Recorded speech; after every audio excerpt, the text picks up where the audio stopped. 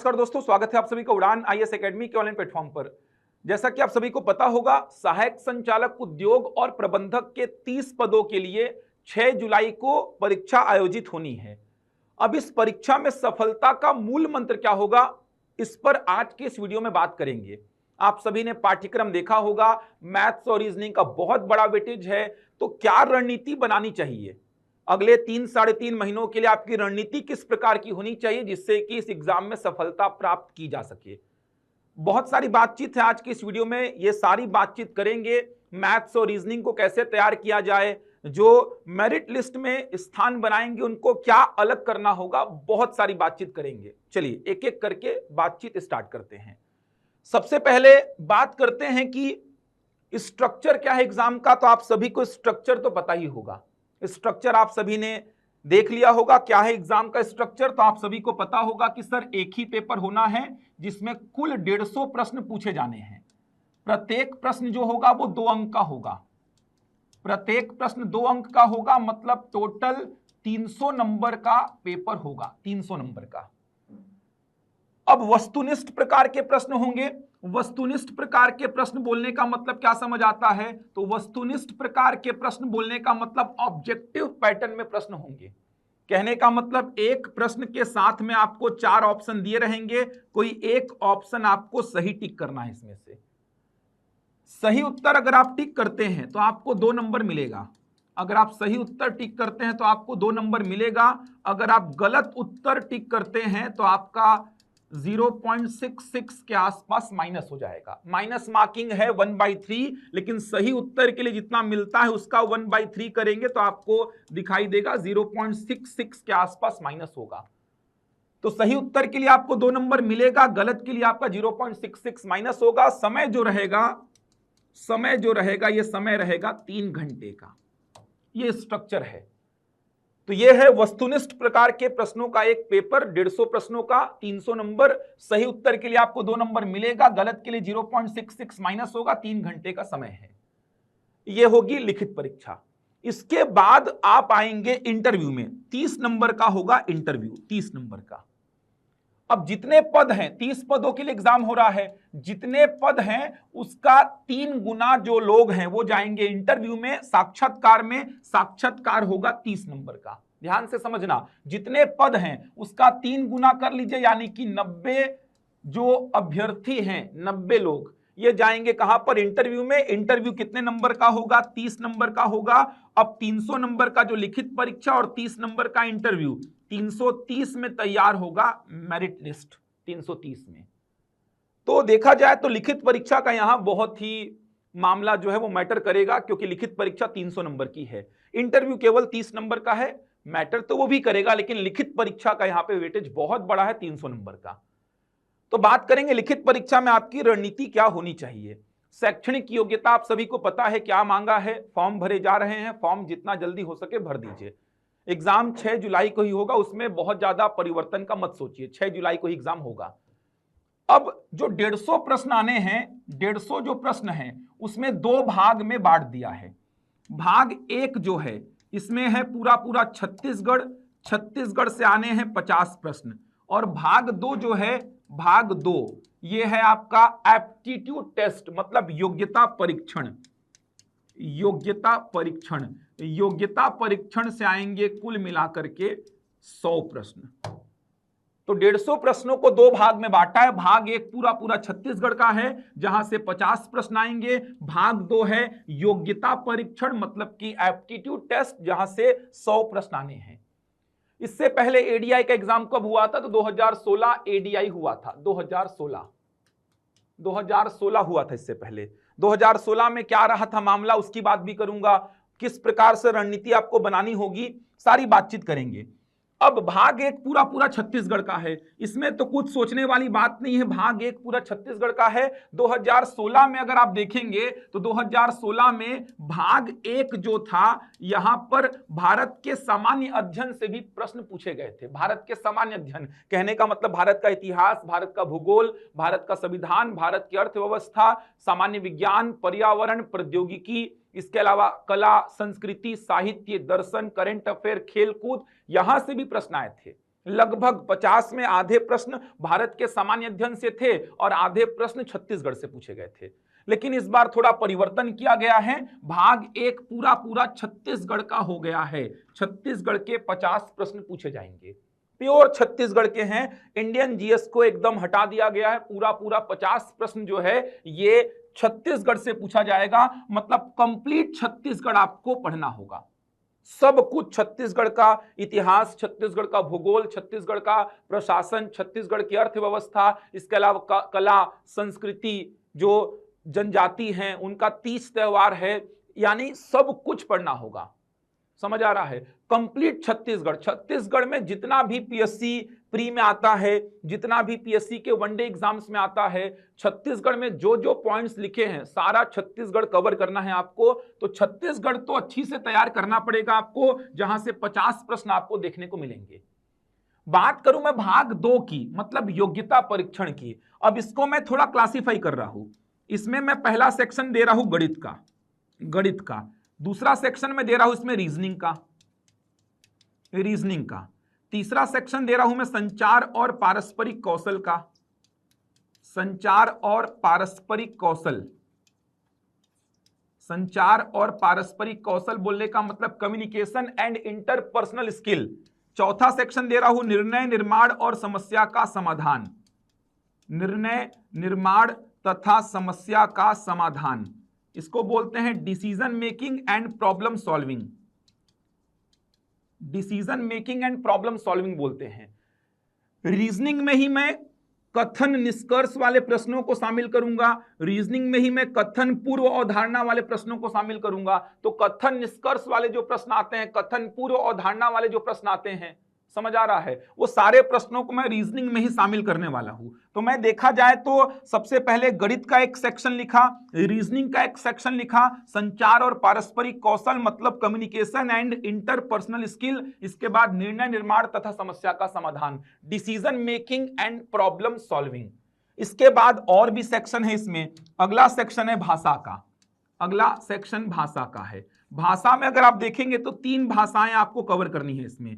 एक है आपकी हिंदी भाषा, दूसरा है आपकी अंग्रेजी भाषा और तीसरा है आपकी छत्तीसगढ़ी भाषा।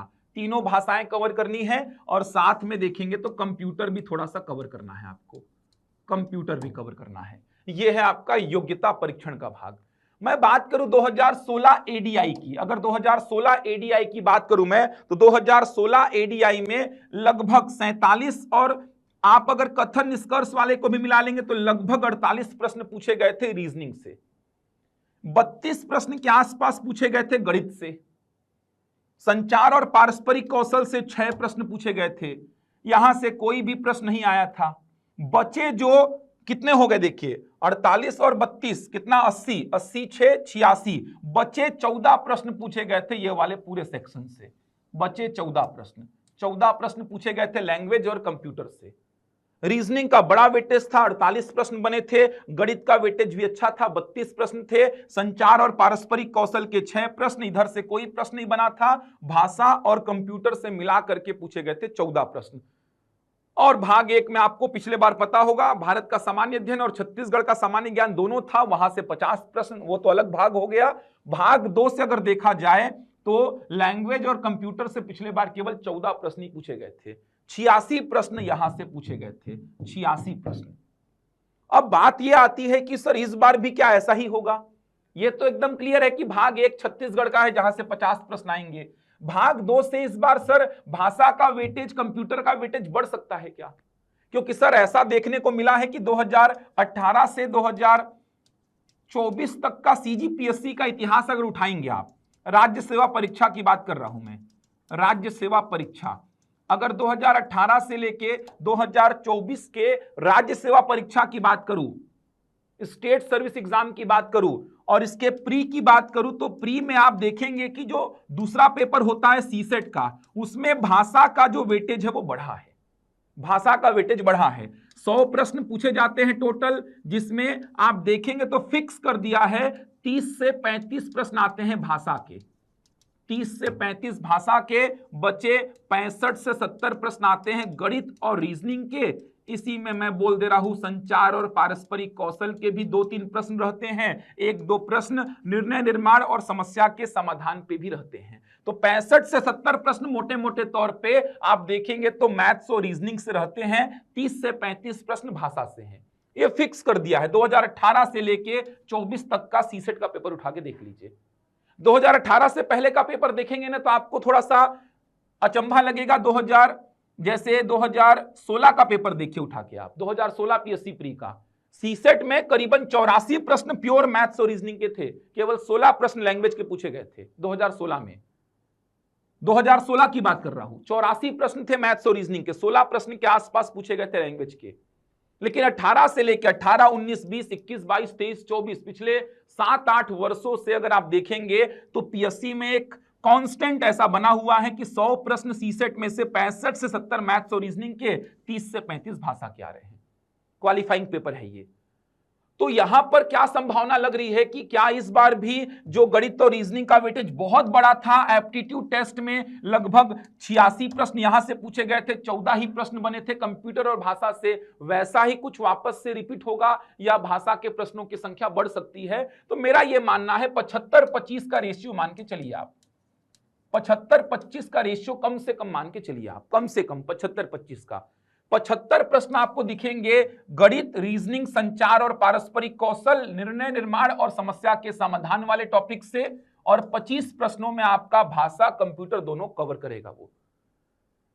यहां पे कारण ये भी है गणित और रीजनिंग का प्रश्न ज्यादा पूछे जाने का, क्योंकि ये देखेंगे तो डिपार्टमेंटल विभागीय परीक्षा हो गई, इसमें जनरली पीजी वाले बच्चे बैठ रहे हैं। इसके अलावा आप देखेंगे तो इंजीनियरिंग वाले बच्चे बैठ रहे हैं इसमें आप देखेंगे तो इंजीनियरिंग वाले बच्चे ज्यादा हैं। इंजीनियरिंग किसी भी विषय से आप किए हैं एलिजिबल हैं। अगर पीजी आपका फिजिक्स में है, केमिस्ट्री में है, आपका वाणिज्य में है, ऐसे बहुत सारे सेक्शन में अगर पीजी आपका है जो लिखा हुआ है नोटिफिकेशन में, तो आप एलिजिबल हैं। एमबीए अगर आपने किया है तो आप एलिजिबल हैं। तो शैक्षणिक योग्यता के हिसाब से देखा जाए तो लगभग 75 से 80 प्रश्न आपको दिखाई देगा गणित, रीजनिंग, संचार और ये डिसीजन मेकिंग वाले सेक्शन से। इससे कम नहीं करेगा, देखना 75 से कम नहीं करेगा। 50-50 तो भूल ही जाना, 50-50 तो कभी करेगा ही नहीं। कोई अगर बोलता है कि 50 प्रश्न का पार्टीशन करेगा तो भूल जाना। 2016 में देख पा रहे हो 84 और 16 किया था, सॉरी 86 और 14 किया था 2016 में। तो 50-50 तो भूल ही जाओ, 75-25 का रेशियो मान के चलो ये होने वाला है। 25 प्रश्न आपको लैंग्वेज प्लस कंप्यूटर से दिखाई देंगे, 75 इधर से दिखाई देंगे। संचार और पारस्परिक कौशल के प्रश्न रहेंगे ही। ये वनडे एग्जाम्स पीएससी के जो होते हैं, जैसे एसीएफ का, एआर का, एई का, इनमें संचार और पारस्परिक कौशल के प्रश्नों की संख्या दिखाई देती ही है। तो संचार और पारस्परिक कौशल के 5 से 6 प्रश्न रहेंगे ही। तो मोटा मोटा 75-25 का रेशियो रहने वाला है। सिलेक्शन क्या दिलाएगा, सिलेक्शन पे बात करते हैं। सिलेक्शन क्या दिलाएगा, ध्यान से समझना। सिलेक्शन के लिए क्या होगा, सिलेक्शन क्या दिलाएगा, क्या टॉपिक, क्या विषय सिलेक्शन में आपकी हेल्प करेगा। अब इस बात को समझो। मैथ्स और रीजनिंग का जो सब्जेक्ट है ना, मैथ्स और रीजनिंग का जो सब्जेक्ट है, ये आपको 10 नंबर आगे पीछे रखेगा। देखना, आप जो बाहर होंगे ना, 10 नंबर की बात कर रहा हूं, मतलब 5 से 6 प्रश्नों की बात कर रहा हूं बस मैं, 5 से 6 प्रश्नों की, 5 से 6 प्रश्नों की। मैथ्स और रीजनिंग में 5 से 6 प्रश्न, 5 से 10 प्रश्न मोटा मोटा मान लो आप, 5 से 10 प्रश्न आपको अलग करने हैं। ऐसे प्रश्न करने हैं 5 से 10 जो कि बहुत टफ आए हैं, जो कि बहुत ही कम बच्चे बना पाए। जनरली कोई बच्चा उसको छुए ना, देख के ही छोड़ दे, थोड़े टफ रहे, थोड़े अलग रहे। वही 5 से 10 क्वेश्चन आपको मान लीजिए अलग करने हैं दूसरे बच्चों से। पहली बात, साधारण क्वेश्चंस को गलत नहीं करना है आपको। पहली बात तो ये, साधारण क्वेश्चंस को गलत नहीं करना है। ये अगर गलत किए तो फिर आप बाहर वैसे ही हो जाएंगे। तो साधारण क्वेश्चन को पहली बात गलत नहीं करना है। जो मैथ्स और रीजनिंग के साधारण क्वेश्चंस आएंगे, मैथ्स और रीजनिंग क्या, पूरे पेपर में जो साधारण क्वेश्चंस आएंगे उनको गलत किसी भी हालत में नहीं करना है, किसी भी हालत में, क्योंकि बार बार चांस नहीं मिलेगा कि एक बार गलत किए तो फिर से दे देंगे एग्जाम, वैसा तो कुछ है नहीं। तो साधारण क्वेश्चन को गलत नहीं करना है। उसके बाद मैथ्स और रीजनिंग वाले सेक्शन से अगर बात करूं मैं, तो 5 से 10 प्रश्न मोटे मोटे तौर पे ऐसे निकालने हैं जो कि पेपर के टफ प्रश्न हो। टफेस्ट प्रश्न हो पेपर के, 5 से 10 प्रश्न ऐसे करने ही होंगे, क्योंकि 75 प्रश्नों में मान के चलिए पीजी वाले बच्चे हैं, इंजीनियरिंग वाले बच्चे हैं और पोस्ट भी 30 ही है, तो मान के चलिए सारे बच्चे 55-60 प्रश्न लगाएंगे, इसमें से सारे बच्चे लगाएंगे 55-60 प्रश्न। अगर 75 प्रश्न की बात करूं तो मैं 55-60 प्रश्न सारे बच्चे लगाएंगे, इसमें खेल होगा वही 10 प्रश्नों में। 5 से 10 प्रश्न आपको ऐसे करने हैं जो कोई भी बच्चा ना कर पाए, मतलब बच्चे उसको पढ़े ही ना हो, ऐसा कुछ करना होगा आपको। 5 से 10 प्रश्न ऐसे लगाने होंगे। ये 5 से 10 प्रश्न ही खेल करेंगे। छत्तीसगढ़ खेल नहीं करेगा, देखना, सीजी खेल नहीं करेगा। सीजी क्यों खेल नहीं करेगा? खेल मैथ्स और रीजनिंग ही करेगा। सीजी खेल क्यों नहीं करेगा? क्योंकि सीजी का पिछले 2 साल का अगर आप रिकॉर्ड देखेंगे, सीजीपीएससी प्री की बात कर लेते हैं, पिछले 2 साल का अगर आप रिकॉर्ड देखेंगे तो ऐसे तथ्य पूछे जा रहे हैं कि जो किसी भी बुक में नहीं मिलते हैं। ऐसे तथ्य पूछे गए हैं जो किसी बुक में नहीं मिलते हैं। अब कोचिंग वाले भी जो हैं या फिर जो बुक वाले हैं, पब्लिकेशन वाले हैं, वो भी जब तथ्य सामने आता है उसको रिसर्च करते हैं, बड़ी बड़ी मोटी मोटी बुक्स उठाते हैं, गूगल का हेल्प लेते हैं, तब जाके उस तथ्य को खोज पाते हैं और अगले साल बुक में छाप देते हैं। वो तथ्य किसी को नहीं पता रहता जो पीएससी पिछले 2 सालों से पूछ रहा है, ना पढ़ने वाले को ना पढ़ाने वाले को। मतलब पीएससी के जो क्वेश्चंस आ रहे हैं वो बनने हैं तो सबसे बन जा रहे हैं। जो तैयारी किया है, जो बच्चा 2 बुक कम से कम रट के बैठा है, तो पीएससी के क्वेश्चंस बनने वाले सबसे बन जा रहे हैं, और नहीं बनने वाले ना पढ़ने वाले से बनते हैं ना पढ़ाने वाले से बनते हैं। और ऐसे तथ्य पूछ रहा है जो किसी को नहीं पता। वो तथ्य फिर मार्केट में आता है जब, तो उसका रिसर्च होता है, खोजबीन होता है, फिर उसका आंसर पीएससी लेता है, ये फिर अगले साल बुक में छाप दिए जाते हैं। तो ऐसे तथ्य कोई बना ही नहीं पा रहा है, तो सीजी बहुत ज्यादा खेल नहीं कर पाएगा। हाँ, अगर इंडियन जीएस वाला भी पोर्शन होता तो थोड़ा इंडियन जीएस खेल करता, क्योंकि इंडियन जीएस में थोड़ा सा जो दायरा है वो बढ़ जाता है। इतिहास, भूगोल, संविधान, अर्थव्यवस्था, कला, संस्कृति, साहित्य, दर्शन, सामान्य विज्ञान, पर्यावरण, प्रौद्योगिकी, कला, संस्कृति, साहित्य, दर्शन, सोचो कितना वृहद है अपने आप में, तो दायरा बढ़ जाता। यहां पर आपकी मेहनत मैटर करती। 2 बुक से 1 बुक से काम नहीं चलता। आपको इतिहास भी पता होना चाहिए, संविधान भी, भूगोल भी, अर्थव्यवस्था भी, कला, संस्कृति, साहित्य, दर्शन भी, सामान्य विज्ञान, पर्यावरण, प्रौद्योगिकी भी, खेल कूद, करंट अफेयर, सब कुछ मैटर करता। लेकिन ये है ही नहीं, तो छत्तीसगढ़ बस है, और छत्तीसगढ़ के लिए बच्चे कम से कम 2 बुक रट के बैठेंगे। आप भी 2 बुक रट के बैठेंगे, मैं भी 2 बुक रट के बैठूंगा, बगल वाला भी 2 बुक रट के बैठेगा। तो जो तथ्य उससे बनेगा वो आपसे बनेगा, वो मेरे से बनेगा। तो तथ्य जो आएंगे ना वो सबसे बनेंगे। जो आप तथ्य पढ़े हैं वही तथ्य मैं पढ़ा हूं, वही तथ्य बगल वाला पढ़ा है। तो जो तथ्य आएंगे, जो बनने होंगे, जो बुक्स में रहेंगे, वो सबसे बनेंगे। और जो नहीं बनने हैं, वो बुक में है ही नहीं, वो किसी से नहीं बनेंगे। तो छत्तीसगढ़ में बहुत ज्यादा खेल नहीं होगा। इंडियन जीएस का विषय भी रहता ना तो थोड़ा खेल बढ़ जाता, दायरा बढ़ जाता, नॉलेज का खेल हो जाता। फिर संविधान कंसेप्चुअल है पूरा, इकोनॉमिक्स कंसेप्चुअल है पूरा, तो वहां पे थोड़ा सा दायरा बढ़ जाता। तो छत्तीसगढ़ बहुत ज्यादा खेल नहीं खेल पाएगा। छत्तीसगढ़ को कम से कम 2 बुक ऐसी उठाओ, ऑथेंटिक बुक रट के बैठ जाओ, 50 में से 30-35 तो कम से कम मिल ही जाएंगे आपको। वहां से 5-7 करंट अफेयर के क्वेश्चंस आएंगे। छत्तीसगढ़ खेल में बहुत ज्यादा पार्टिसिपेट नहीं कर पाएगा। देखना, छत्तीसगढ़ सब रट के बैठेंगे, सब रट के बैठेंगे, कम से कम 2 बुक सब रट के बैठेंगे, करंट अफेयर की कम से कम 2 बुक सब रट के बैठेंगे, क्योंकि इंडियन जीएस है ही नहीं। पूरा छत्तीसगढ़ पे ही फोकस कर रहे हैं लोग। खेल करेगा मैथ्स और रीजनिंग, बार बार बोल रहा हूं, खेल ये करेगा। दायरा इसका सीमित नहीं है, मैथ्स से कुछ भी आ सकता है, रीजनिंग से कुछ भी आ सकता है। 2020, 21, 22 का जो लेवल था वही लेवल अगर फिर से आ गया तो खेल कर देगा मैथ्स और रीजनिंग। 20, 21, 22 का जो पेपर रहा है, चाहे आप पीएससी के वनडे एग्जाम्स उठा लीजिए, चाहे पीएससी का जो प्री का एग्जाम उठा लीजिए, आप 20, 21, 22 के प्रश्नों को देखिए। तो 10 प्रश्न आपको ऐसे खोजने हैं पेपर में जो बहुत टफ हो, टफेस्ट हो, जो कोई बच्चा एक बार बनाने में सोचे कि ये तो बहुत खतरनाक प्रश्न है, नहीं हो पाएगा। ऐसे ही 10 प्रश्न आपको निकालने होंगे। इसके लिए मेहनत लगेगी, लेकिन मेहनत क्या करना है आपको, 20, 21, 22 के पेपर को उठाइए। पहली बात तो 20, 21, 22 का पेपर तो आपके पास होना ही चाहिए। जितने भी पीएससी ने वनडे एग्जाम्स लिए हैं, जितना भी पीएससी ने वनडे एग्जाम लिया है, वो साथ में 3 वर्ष के प्री के पेपर को उठाइए। 3 वर्ष के वनडे एग्जाम्स भी उठाना है और प्री के पेपर को भी उठाना है। साथ में एसएससी, सीजीएल, टियर 2 के पेपर को उठाइए। एसएससी सीजीएल टीयर 2 ये वाले पेपर उठाइए, क्योंकि एसएससी सीजीएल टीयर 2 के पेपर सी कॉपी हुए हैं यहाँ पे पूरे 20, 21, 22 के क्वेश्चंस देखना सीजीएल टीयर 2 में मिल जाएंगे सारे आपको। तो अगर पीएससी में थोड़े टफ प्रश्न का अगर मेहनत करना है आपको और टफ प्रश्न आने की संभावना तो लग रही है, क्योंकि ये विभागीय परीक्षा है तो टफ प्रश्न आने की संभावना लग रही है, तो अगर आपको प्रैक्टिस करना है थोड़े अच्छे प्रश्नों का तो 20, 21, 22 का पेपर उठा लो आप, साथ में सीजीएल टीयर 2 का पेपर उठाइए और लगाइए मैथ्स, लगाइए रीजनिंग, अच्छे लेवल के प्रश्नों पे मेहनत करिए। 5-10 प्रश्न निकालने हैं अच्छे लेवल के। ऐसे ऐसे प्रश्न पूछे गए हैं ना, जैसे एग्जांपल के लिए अगर मैं कोडिंग डिकोडिंग की ही बात करूं, कोडिंग डिकोडिंग की ही बात करूं तो प्रश्न कैसे पूछे गए हैं पता है? 21 का एक प्रश्न बता रहा हूं मैं आपको, टार्निश का कोड कैसे किया था।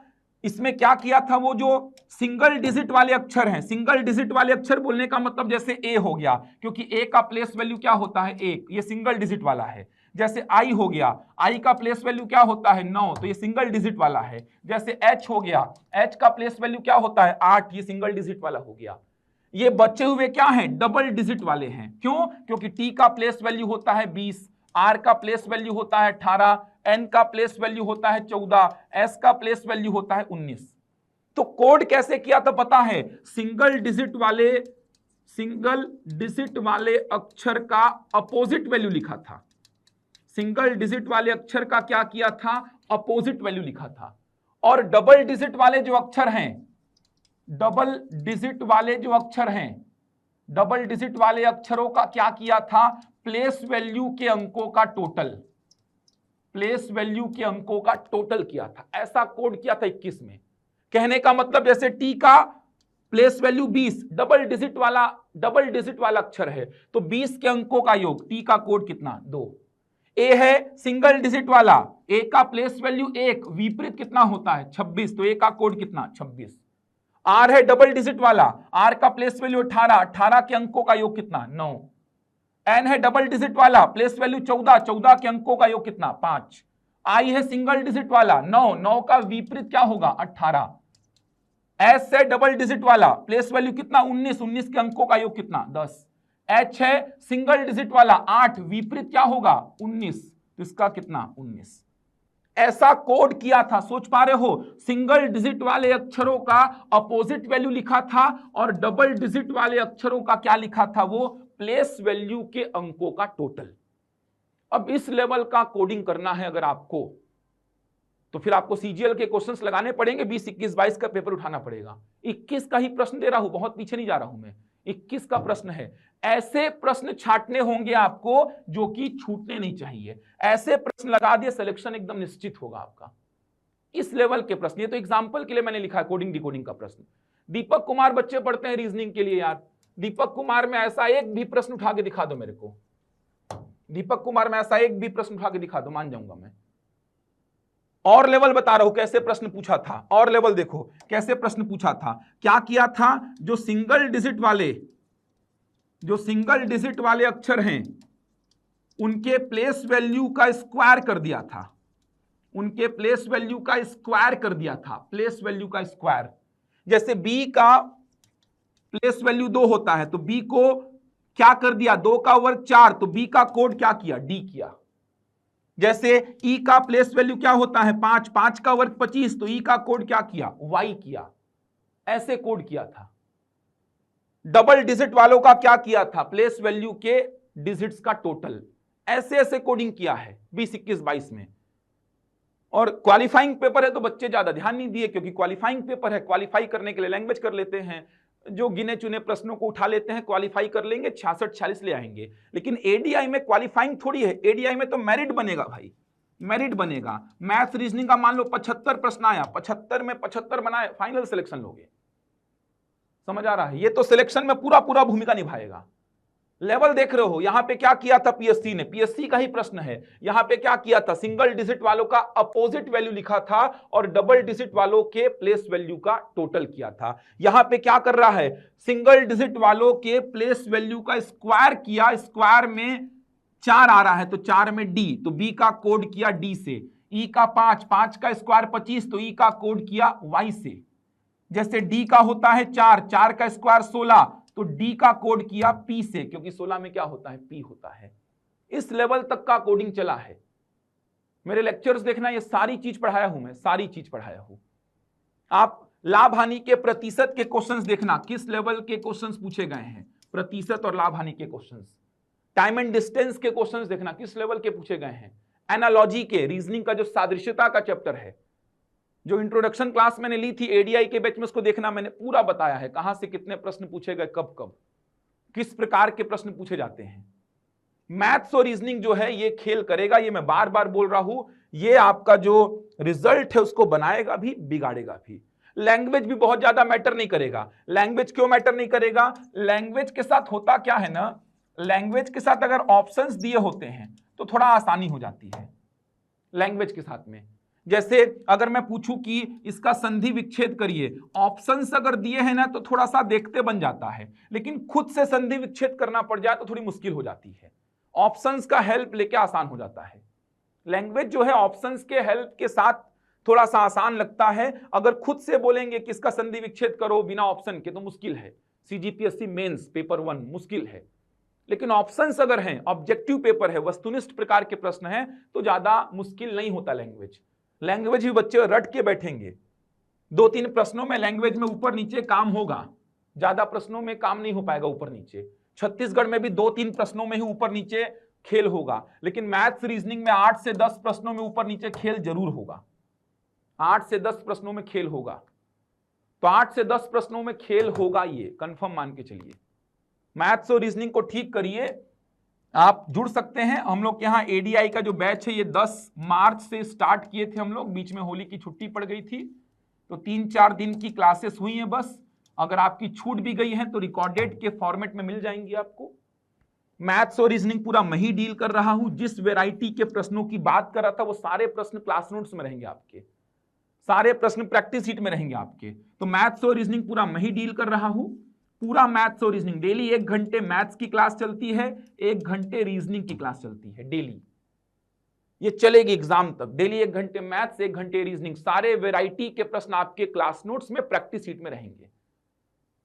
तो आप चाहें तो इस बैच से जुड़ सकते हैं, बहुत ज्यादा देर नहीं हुई है, बहुत सारे बच्चे इस बैच से जुड़ चुके हैं, सैकड़ों में संख्या है बच्चों की इस बैच से जो जुड़े हैं। बच्चे विश्वास दिखा रहे हैं उड़ान पर, चाहे वो मैथ्स और रीजनिंग का विषय हो, चाहे वो छत्तीसगढ़ हो, चाहे वो लैंग्वेज हो। तो आप भी इस बैच से जुड़ सकते हैं। आपको कुछ अलग तो जरूर मिलेगा, जो एग्जाम में आपको सिलेक्शन दिलाएगा, कुछ अलग तो मिलेगा, चाहे वो जीएस का पोर्शन हो छत्तीसगढ़ वाला, चाहे वो लैंग्वेज का हो, चाहे वो कंप्यूटर, चाहे वो मैथ्स और रीजनिंग हो, आपको अलग तो मिलेगा। उड़ान में अगर आप जुड़ते हैं तो यहाँ के फैकल्टीज इतने अनुभवी हैं, इतने लंबे समय से अपने अपने विषय में काम कर रहे हैं कि अलग तो कुछ जरूर मिलेगा। 5-6 प्रश्न तो अलग करके आओगे, जो कभी सोचे नहीं होगे आप, वैसे प्रश्न करके आओगे 5-6 आप, और वही 5-6 प्रश्न जो है सिलेक्शन दिलाएंगे। तैयारी करिए, अभी भी समय है। देखा जाए तो अभी 18 मार्च मेरे ख्याल से हुआ है आज, तो 18 मार्च हुआ है, 6 जुलाई को एग्जाम है। अभी भी आपके पास अप्रैल पूरा है, मई पूरा है, जून पूरा है, जुलाई का भी 5 दिन है, इधर मार्च का देखा जाए तो आपके पास करीबन 13 दिन के आसपास है, मतलब 3.5 महीना अभी भी पूरा पूरा है आपके पास। 3.5 महीना बहुत होता है तैयारी करने के लिए, और बहुत कम भी है तैयारी करने के लिए, आपकी तैयारी पे डिपेंड करता है ये। तो जुड़ सकते हैं हमारे साथ। टेस्ट सीरीज भी देख सकते हैं, उड़ान का टेस्ट सीरीज भी 30 मार्च से आरंभ हो रहा है। टेस्ट सीरीज में मैथ्स और रीजनिंग का पेपर मैं ही सेट करूंगा, पहला पेपर तो देखिएगा आप, साथ पहला पेपर निःशुल्क भी है, देख लीजिएगा। पूरा मैथ्स और रीजनिंग का क्वेश्चन मैं ही सेट करूंगा, लेवल के रहेंगे क्वेश्चंस। देखना टेस्ट पेपर में 1 से क्वेश्चंस मिलेंगे मैथ्स और रीजनिंग के। अच्छा, जो हमारे यहाँ बैच से जुड़ेगा उसको तो ये टेस्ट सीरीज निःशुल्क मिलेगी। जो हमारे यहाँ बैच से जुड़ेगा उस बैच की फीस में ही टेस्ट सीरीज पूरी एडीआई की निःशुल्क मिलेगी उसको। बाकी आप सेपरेट भी टेस्ट सीरीज से जुड़ सकते हैं। जो भी मैथ्स और रीजनिंग के क्वेश्चंस आएंगे उसमें डाउट रहेगा तो पूरा मैं एक्सप्लेन कर दूंगा आपको। संस्थान में आ जाइए, कभी भी आप मेरे से मिल सकते हैं। बहुत अच्छी अपॉर्चुनिटी है, छोड़िए मत, एकदम पकड़ लीजिए, तैयारी करिए। पद कम है लेकिन संभावनाएं ज्यादा हैं अगर आप मेहनत करते हैं तो जुड़े रहिए उड़ान के चैनल से। आपको ऐसी और भी बहुत सारी जानकारियां आपको आने वाले समय में दी जाएगी। बहुत सारे आपके वीडियोस आपको मिलेंगे जिसमें आपको बहुत हेल्प मिलेगी आगे के एग्जाम्स को लेकर के। आज मैं एडीआई के एग्जाम को लेकर के कुछ बातें कर रहा था, ऐसे ही आगे बहुत सारे वीडियोस आपको मिल जाएंगे। चलिए आज की इस वीडियो में यहीं तक रखते हैं, मैं मिलूंगा आपसे अगले वीडियो में कुछ नई जानकारी के साथ, तब तक के लिए धन्यवाद।